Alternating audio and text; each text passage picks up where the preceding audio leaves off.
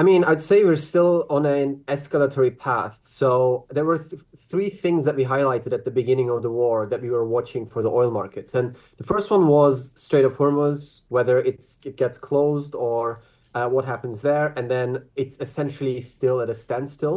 That's very important because about 20% of global oil flows go from there. And this is obviously very consequential. The second one was that if that happens, we would be watching the shut-ins in the Gulf producers. And that number, I mean, that is already happening as well.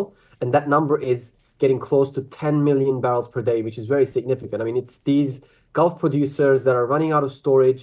They can't move their crude, they can't store their crude, so they have to shut in production. And the third one, very importantly, was the third thing that we were watching was damage to energy infrastructure, damage to oil infrastructure. And this is what we are also seeing right now. And I think all of these three things are quite important and very consequential.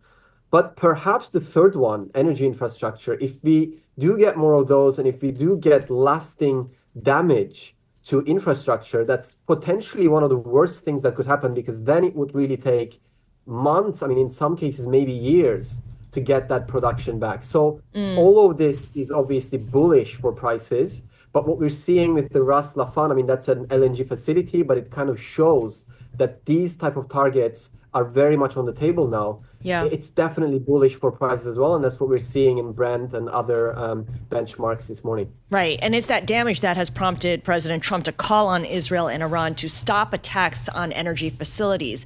You mentioned Qatar's Ras Laffan. It's the world's biggest LNG plant. We're told that it suffered extensive damage. What does that mean, practically speaking, for countries that might rely on the LNG that it processes? Just kind of walk us through what that means.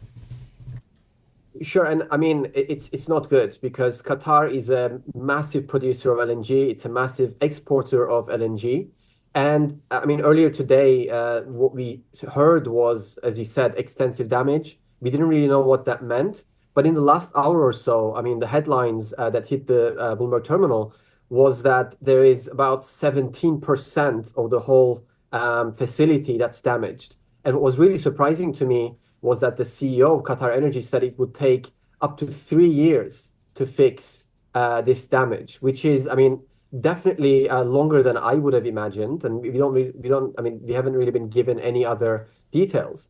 But for countries like, especially in Asia, that rely on Qatari LNG, I mean, places like Pakistan, where it takes almost all of its LNG from Qatar, I mean, this is not good. And it's definitely, I mean, it's almost certainly going to result in much higher gas prices there. And it's obviously going to translate into much higher living costs I mean, Pakistan is just one example, but in many, especially Asian countries.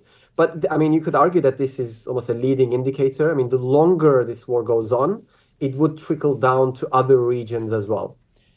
So give us a sense on the other side of this, Salih. If President Trump decides, all right, I'm bored with this, I'm going to claim victory and we're going to end this thing, how long do you think it would take for oil to return to a more normalized level, do you think?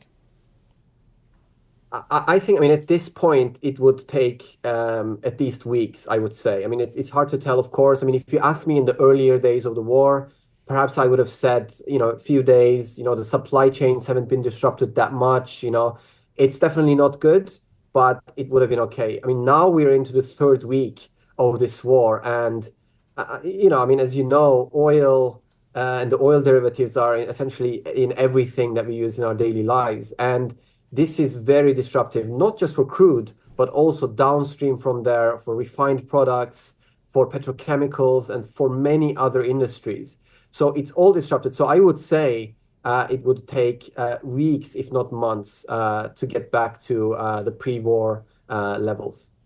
And just a quick mention, you talked about shut-ins, producers halting production essentially because they can't store any more fuel. That takes a long time for them to restart, right? It's not like it's as easy to restart as it was to shut down.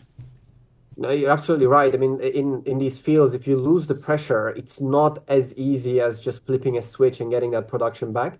Like I said, it's not as bad as, I mean, this is perhaps obvious, but it's not as bad as getting a direct strike on these facilities Right. and actual damage that needs to be repaired. I I mean, that would be much worse.